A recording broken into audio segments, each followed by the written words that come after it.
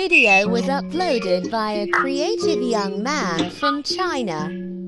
He has built a small town for his cats, which he calls Cat Town.